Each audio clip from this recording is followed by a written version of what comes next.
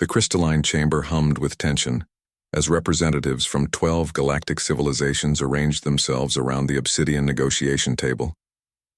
Ambassador Kethvar of the Zephyrian Empire adjusted his ceremonial robes, his 4 eyes gleaming with anticipation. The Terran delegation had finally accepted their invitation to the Peace Summit, a magnanimous gesture considering humanity's recent difficulties.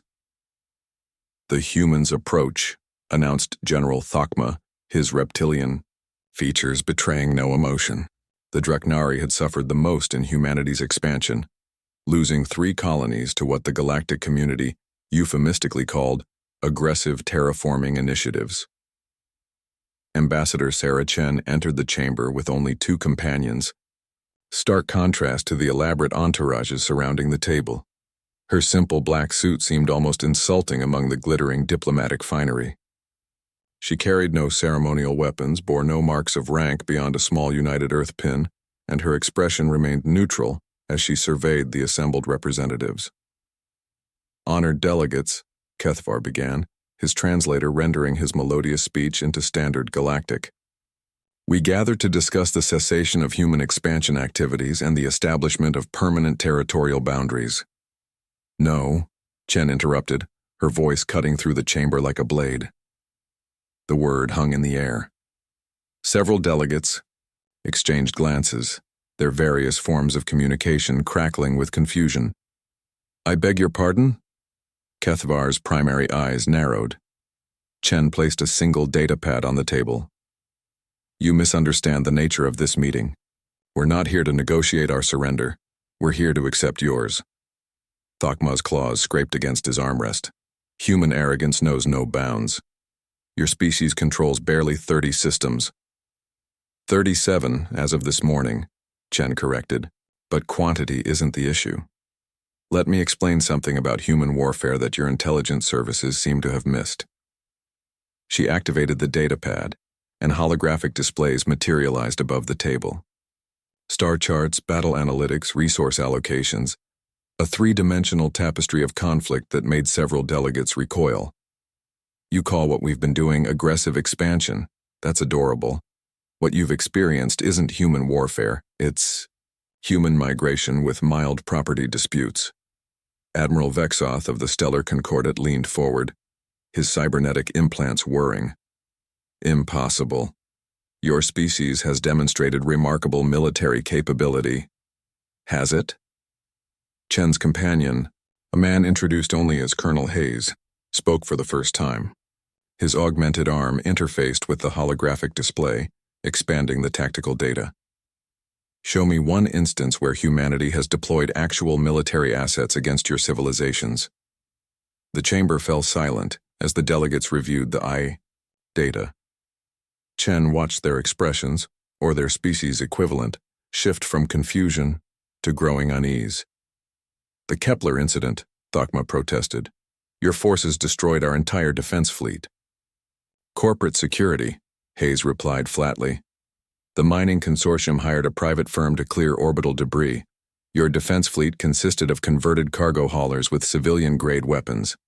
The security team assumed they were pirates." "The siege of Proxima Station," Kethvar tried.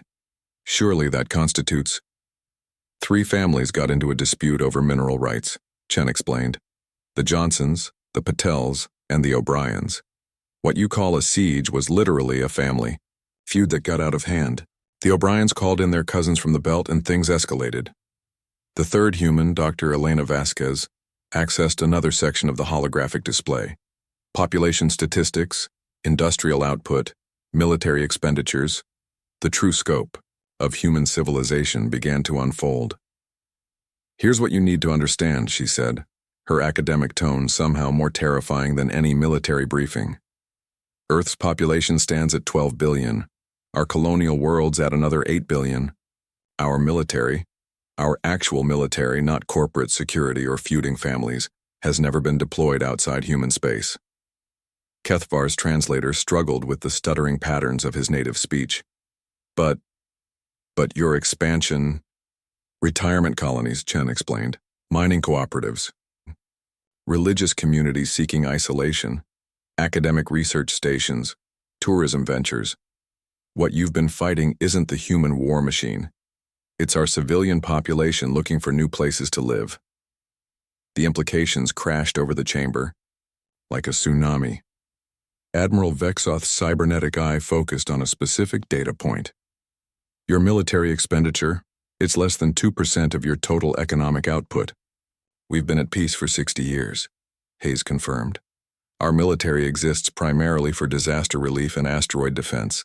The last time we fought an actual war was against ourselves, and that taught us some valuable lessons about efficiency. Chen stood, her shadow falling across the holographic display. So let's discuss terms. You can continue your current policies, harassing our civilians, threatening our miners, attacking our research stations, in which case you'll eventually provoke a response from our actual military, or... She paused, letting the weight of possibility settle. Or you can acknowledge that this galaxy is big enough for all of us. You can treat human civilians with the same respect you'd show any other species non-combatants. You can engage in legitimate trade and diplomacy instead of what you've been calling resistance to human aggression. Thokma's claws had gouged deep furrows in his armrest. And if we refuse? Chen's smile was gentle, almost maternal. Then you'll learn the difference between human migration and human warfare. And trust me, it's a lesson you can only learn once. The chamber remained silent as the human delegation gathered their materials. At the doorway, Chen paused. Oh, and delegates? The families involved in what you call the Proxima Siege have agreed to mediation. The O'Briens are willing to split. The asteroid mining rights 50-50 with your people. Think about it.